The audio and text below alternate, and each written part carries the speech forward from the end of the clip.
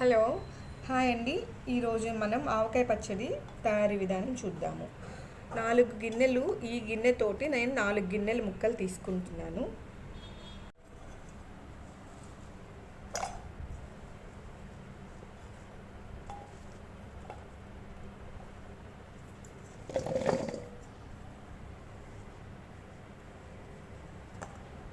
స్వచ్ఛమైన గానుగ నూనె అంటే వేరుశనగ నూనె తీసుకున్నాను నేను. 4 డబ్బాల ముక్కలకి ముందు ఒక గిన్నె నూనె పోస్తున్నాను. అది గానుగ నూనె, వేరుశనగ నూనె తీసుకున్నాను నేను. ముందు ముక్కల్ని అలా నానబెట్టేస్తే ఉప్పు ఎక్కువ పట్టకుండా ఉంటుంది. ఇప్పుడు ఒక గిన్నె పడుతుంది.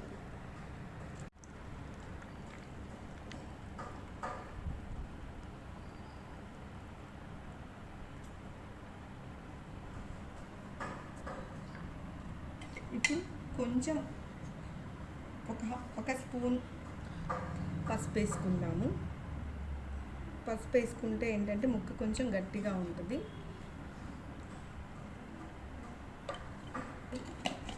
ఒక స్పూన్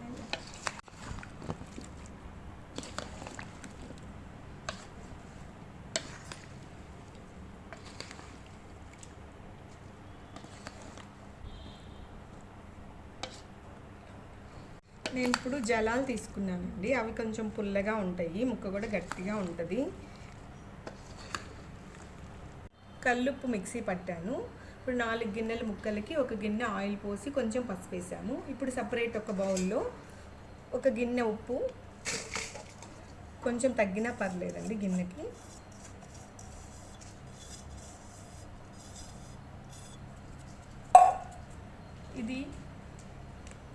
ఇది నేను సైలాస్ కిచెన్ నుంచి తెప్పించానండి. మా పాప చెప్పింది నాకు.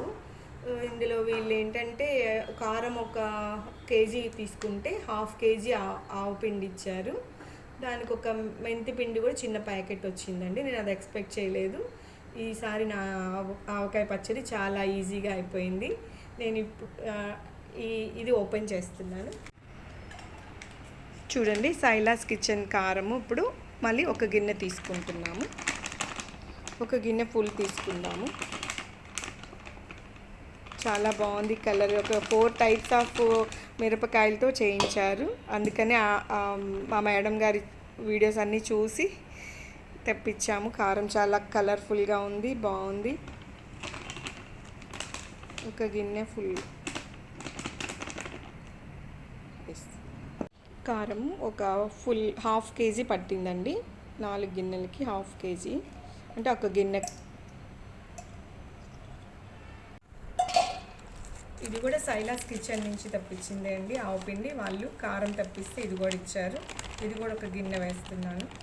చాలా బాగుంది. ఇది కూడా కలర్ఫుల్గా ఉంది, ఫ్రెష్గా ఉంది.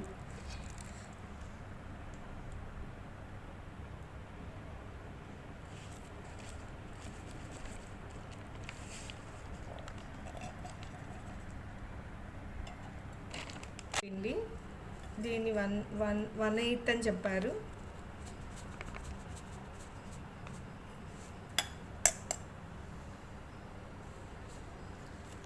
షేర్ అవుతుంది మరి ఎక్కువ వేసి.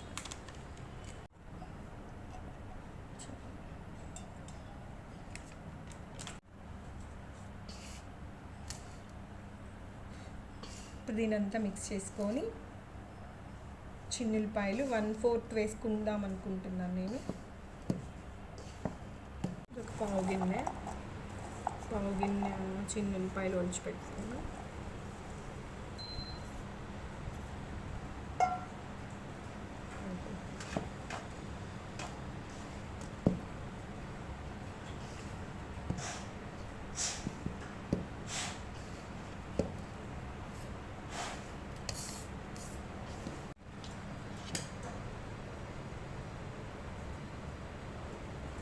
ఇప్పుడు అన్నీ కలిపి పెట్టుకున్నది దీంట్లో మిక్స్ చేసేస్తాం. అన్నీ కలిపి పెట్టుకున్నాం కదా, ఇది దీంట్లో మిక్స్ చేసేస్తాం.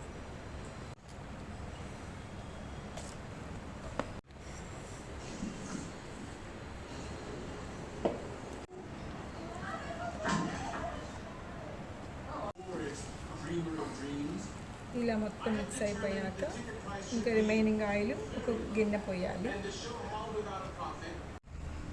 దీన్ని మిక్స్ చేసి దీంట్లో వేస్తున్నాను, ఎందుకంటే ఆయిల్ దీంట్లో పట్టదు కదా. దాంట్లో క్రాస్ వచ్చేసాక ఆయిల్ వేసుకుందాం.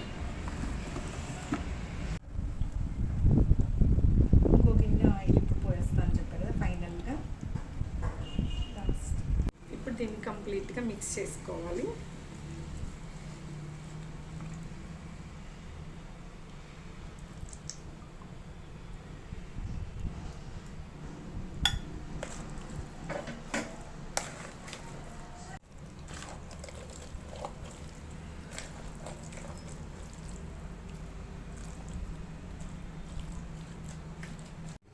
ఫైనల్లీ ఇలా వచ్చింది. ఇదేమో జలాలతో పెట్టాము, నీళ్ళతోటి ఇలా చేసా, ఇది కొంచెం చేశాను అంతే.